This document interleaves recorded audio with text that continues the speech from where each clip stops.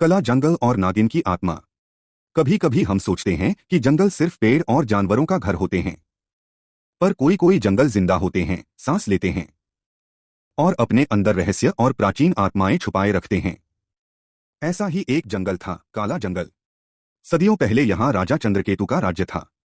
उसने एक अलौकिक नागिन शिशविका को धोखे से मारा।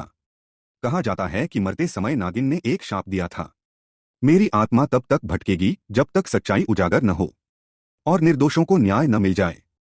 उसी दिन से काला जंगल में रात के समय अजीब आवाजें, गोल आंखों वाली परछाइयां और गायब होते जीव एक भयानक रहस्य बन गए। टुनटुन, एक मासूम लेकिन होशियार भूरा खरगोश, अक्सर सपनों में अपने खोए हुए भाई मंटू को देखता। मंटू 5 साल पहले काला जंगल के पास अचानक गायब हो गया था। सबने मान लिया कि वो मर गया, लेकिन पिछले कुछ दिनों से टुनटुन को एक ही सपना आता। मंटू एक झील के किनारे खड़ा है, कुछ कहना चाहता है, पर मुंह से आवाज नहीं निकलती। और उसके पीछे सफेद चमकती एक नागिन की परछाई है। टुनटुन जानता था कोई बुला रहा है, कोई जिंदा है या कुछ बताना चाहता है। टुनटुन ने अपनी सबसे करीबी दोस्त चिक्की लोमड़ी, चालाक लेकिन डरपोक, से यह बात साझा की। धीरे धीरे उसकी टीम बनी। गज्जू, नीला हाथी का बच्चा, ताकतवर लेकिन भोला। बिन्नी, समझदार उल्लू, जंगल की कहानियां जानती थी। मिठू, तोता, सबसे तेज उड़ने वाला और जानकारी इकट्ठा करने में माहिर। 5 दोस्तों ने फैसला लिया, मंटू की तलाश में काला जंगल जाएंगे। हर कोई डर रहा था, पर टुनटुन की आंखों में जो दृढ़ता थी, उसने सबको मजबूर कर दिया। जैसे ही वो काला जंगल की सीमा में पहुंचे, अचानक ठंडी हवा चलने लगी। आसमान पर बादल घिर आए और पेड़ के पत्ते भी कांपने लगे, जैसे कुछ बुरा होने वाला हो।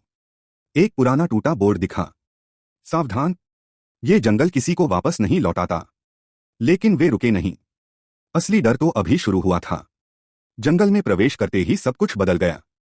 पक्षी चुप थे, पत्तों की सरसराहट में कुछ फुसफुसाहट सी थी, और हर जगह पेड़ों के पीछे कोई झांक रहा था।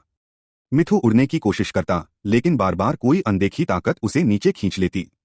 बिन्नी धीरे से बोली, ये जंगल जीवित है और हम इसकी नजरों में आ चुके हैं। तीसरे दिन उन्हें एक सावली झील मिली, वही जो टुनटुन ने सपनों में देखी थी।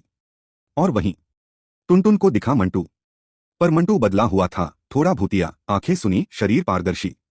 मंटू बोला, तुम्हें सच जानना है तो शिशविका की आत्मा को मुक्त करो, राजा चंद्रकेतु का रहस्य उजागर करो।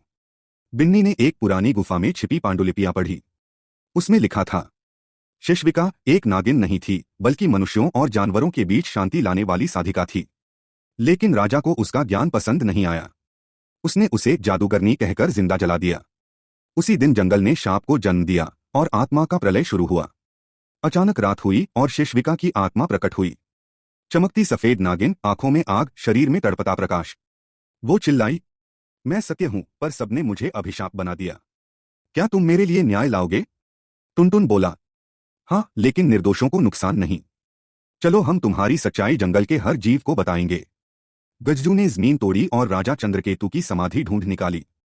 बिन्नी ने मंत्र पढ़े, मिठू ने सारे जंगल में खबर उड़ाई और जंगल के सारे जानवर वहां जमा हुए। टुनटुन ने राजा के अपराधों का खुलासा किया।